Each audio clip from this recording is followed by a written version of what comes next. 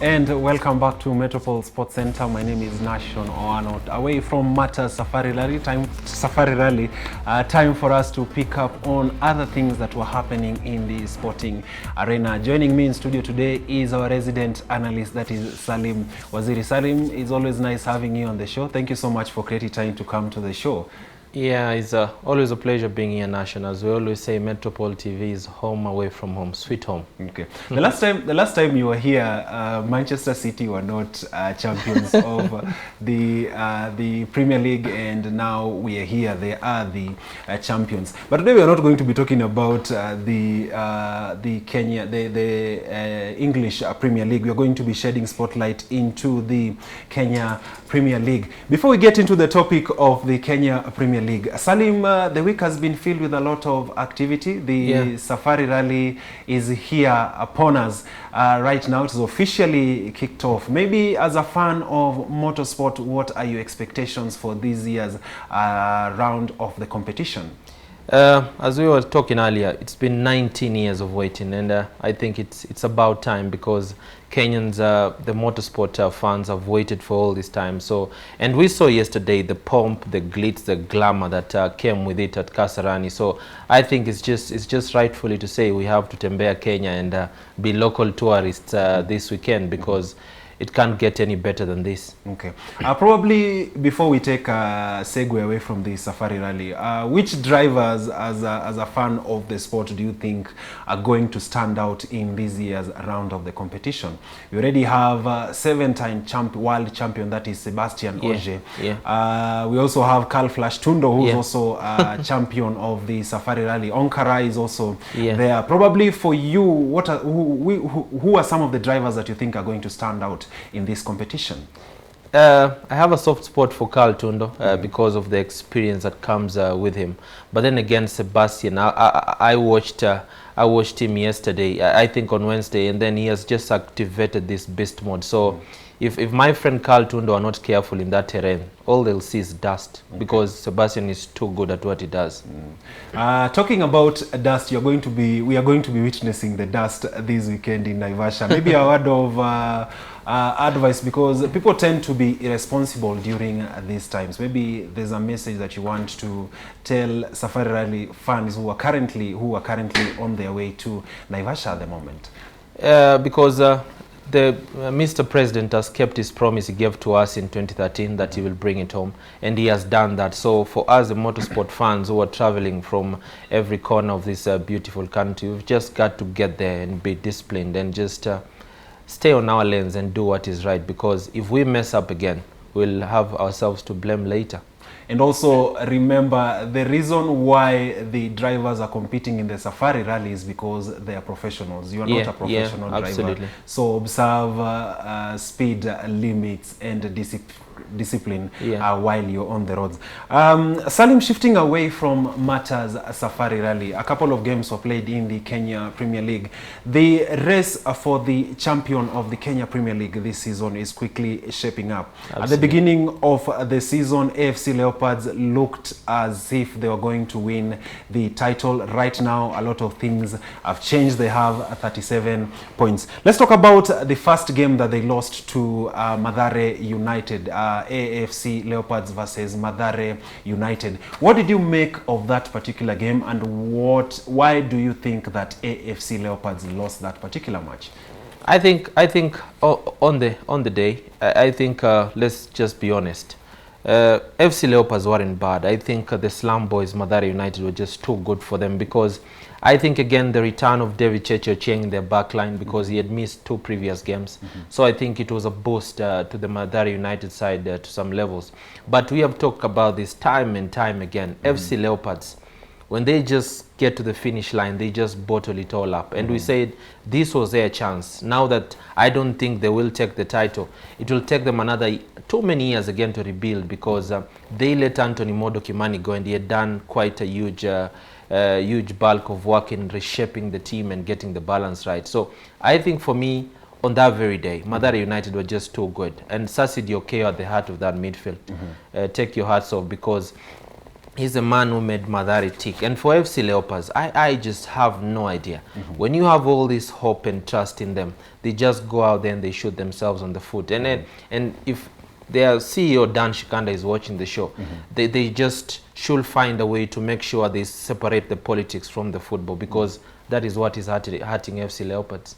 Interesting you mentioned politics and football. I think that's a problem that most of the teams locally are facing. Tying that to the former coach, that is Anthony Modo Kimani.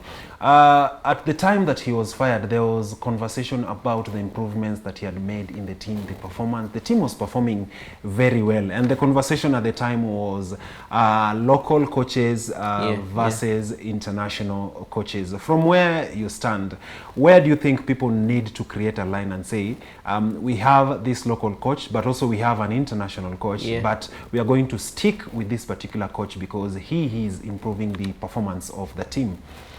Another thing, you're very right, Nation, because when you look at FC Leopards, when Omar Kasambongo left, he told the management there that Anthony Modo Kimani is the right man for the job, because he had been with the team all this time.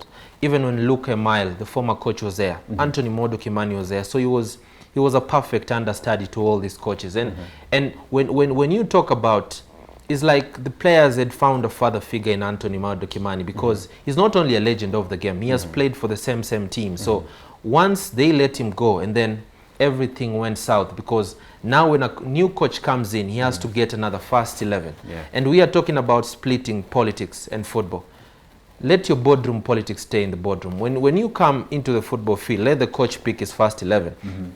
But then again, many a times at FC Leopards, you find that it's a boardroom that makes a decision who will be in the first 11. Leave that for the coach. Let him do his work, because he's with the boys from Monday to Friday. So just let him do his work, and that's what I think time and time again. It is what is hurting FC Leopards. Okay. Away from FC Leopards, this is a common issue that cuts across even the national team. Do you fancy that we do not believe in our local coaches more the way we are supposed to?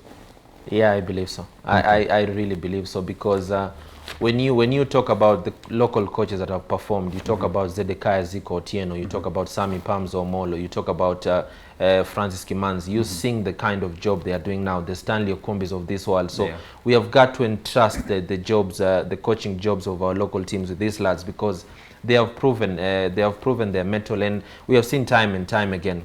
Coach Kimanzi is certainly one of the best. You see what Jacob Gostumle is doing with the national team. So I think it is high time we trusted our very own. Okay. Taking a segue, you mentioned Francis Kimanzi. The next thing that you're going to be talking about was Gor Mahia versus Wazito FC. The game ended at a barren draw, and quizzed after in the post-match interview, Kimanzi said that he doesn't only prepare for Gor Mahia whenever he's playing in the Kenya Premier League. But the reality is Gor Mahia are a force to reckon with in the Kenya Premier League. I just wanted to get your 2 cents on that particular game. What did you rate of the performance of Kimanzi's team vis-a-vis Pinto's side? I think back in the day, let's say 2 seasons ago, when Wazito, or a season ago, when Wazito came up against FC Gor Mahia, or the big boys in the league, they just buckled under pressure. But now I see Francis Kimanzi has found a way to just get the balance right and make sure they stay in the game and they also fight. And against Gor Mahia, I think that was a very, very case, because they gave as much as they got from Kogalo. And Kogalo now they've realized Wazito is not a walk in the park anymore as it used to be a couple of seasons ago. So I think for me, Kimanzi should be like given the respect he deserves, because I think at the moment he has made Wazito a force to reckon with in the Premier League, because I think against Kogalo they were so good. Wivon Isuza and Musa Masika, what a partnership at the heart of that midfield. That was impressive. And also the Gor Mahia goalkeeper made wonderful saves in the course of the game. Probably they would have lost that particular game. Looking at Gor Mahia, they are currently at 38 points, and the league leaders, that is the Tusker. We're going to be talking about Tusker much later on. Gor Mahia have 38 points compared to Tusker FC, that is 44 points. How would you rate the title race for Gor Mahia? You fancy they'll still have a chance to win the title this season?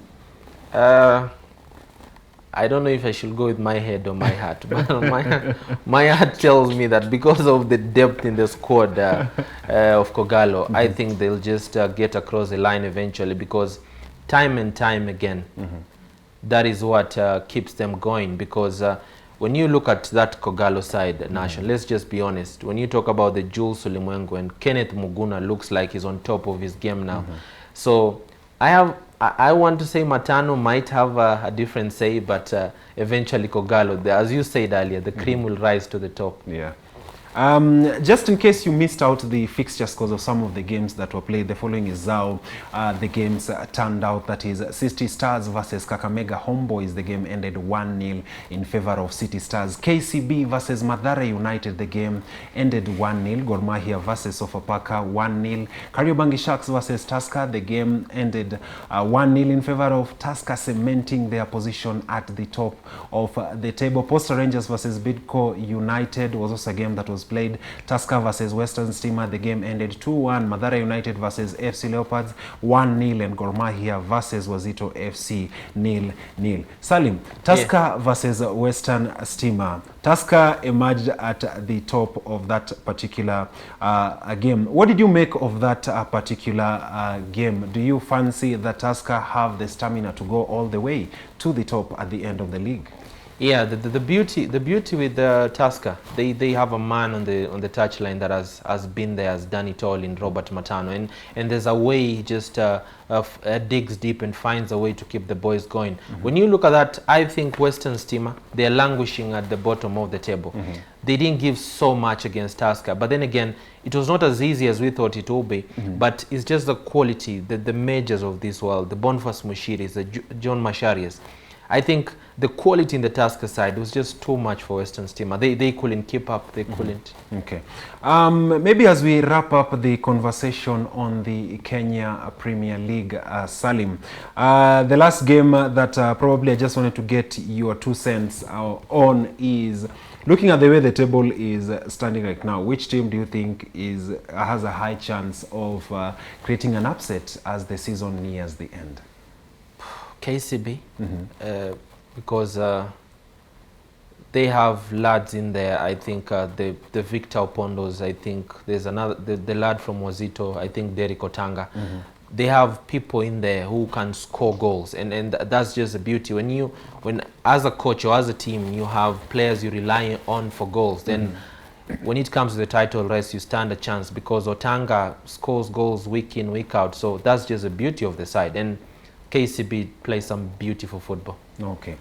Shifting gears to matters Kenya Premier League, and since you're talking about Safari Rally and racing this week, the following are just some of the interesting things that you needed to understand about the World Rally Championship. Now, race mechanics usually have 14 to 45 minutes to repair cars after the races, and the permitted noise level of a car is 104 decibels. Apart from that, the WRC courses are split into between 15 to 25 special stages, which are short 2 to 4 kilometers and 1.3 mile to 50 kilometer stretches of closed roads. The other fact that you needed to know about our World Rally Championship is, as soon as vehicles leave any course starting point, the driver and navigator can receive no support from the rest of their team, and they have to deal with any breakdowns solely by themselves. This is a sight that you've probably seen in the Safari Rally. Sometimes drivers have mechanical failures and they have to figure it out by themselves. The last thing that you needed to know about Sebastian Ogier is he set 2 events records with the smallest winning margin in history. Those are some of the interesting things that you needed to know about the World Rally, All-World Rally Championships. With that, we take a short commercial break. After the break, I'm still going to be having Salim Waziri in studio. We are going to be making sense of the round of 16 fixtures that were released this week. See you after the break.